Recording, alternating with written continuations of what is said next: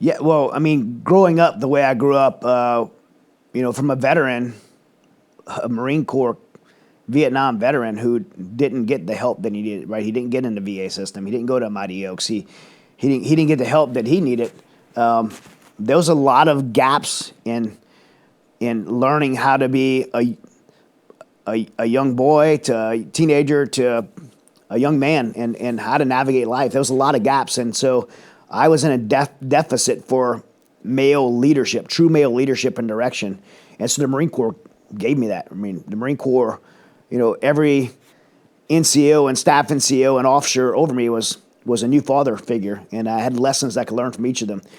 And so it's a great opportunity. But I tell you what, the Marine Corps really did for me more than anything. I grew up, growing up in the kind of place I grew up, extremely small town.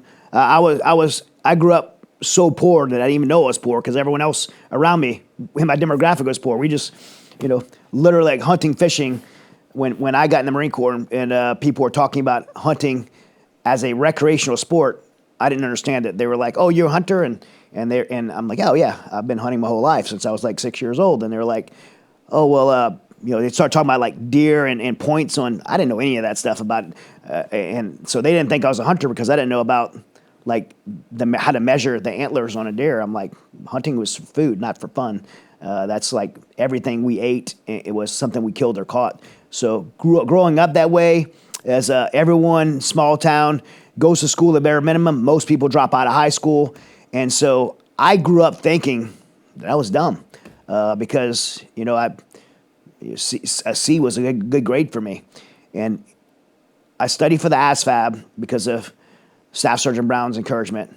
And I had to score. He's like, "You want to be a recon Marine, you have to score over a 116 GT score." And so I studied for this ASVAB, and I scored this high score on this test at the same time that I couldn't pass high school. And because he was able to get me in without a high school diploma, by the way, in 1993, which is not possible, but he had to get a waiver from the Marine Corps because of a hardship case. I made a promise to him, and it wasn't a contractual obligation, that when I graduated infantry school, that I would go and get a GED. And so as soon as I checked in at my first infantry unit in 29 Palms, California, I went outside of the base to Copper Mountain College, and the Marine Corps paid for me to take a class and get my GED, which may not sound very impressive to everyone listening, but I made that promise to that staff sergeant, my recruiter, and I got my GED. And all these years later, I have an MBA. I graduated my bachelor's degree with a 4.0. I got my MBA with a 3.9 GPA from New York Tech, and I am one class away from getting my second master's from Harvard University.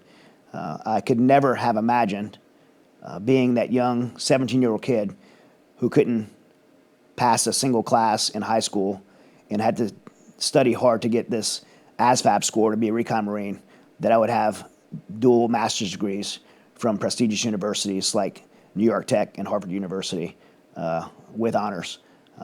Because the world told me, and my culture told me, and my demographic told me that I wasn't smart enough. What the Marine Corps taught me was that if you work hard enough for anything, you could achieve it, and the only limitations you have in life are the ones you put on yourself. And the Marine Corps taught me that in my pursuit to be a reconnaissance Marine, and outside of the uniform, off that base at Copper Mountain College to get a GED, and later on to earn these high degrees. I never thought I would read a book in my life that didn't have to do anything with something I was interested in for the military. Now I've written 12, and I've have 5 #1 bestsellers, including Wall Street Journal bestsellers and USA Today bestsellers, and Nollis and Pincraft awards for the actual content of the writing, not just selling the books. And so for me, like, learning those attributes of hard work, discipline that you get from the military were important, but also learning that we have the ability to achieve anything that we're willing to work hard for. The Marine Corps taught me that, and it's something that every day I wake up as a business owner, as an entrepreneur, as a leader of nonprofits, someone that's in the last 10 years has raised over $100 million for philanthropy work and nonprofits to care for veterans and first responders. Like, those are difficult jobs, running a podcast, and every day I wake up with a new set of challenges. And anyone else in those positions might say, this is impossible. And I know that anything's possible if you're willing to put in the work hard, and not quit. And I learned that from young 17-year-old kid who was challenged by a Marine Corps recruiter that told me I could do it, and I did.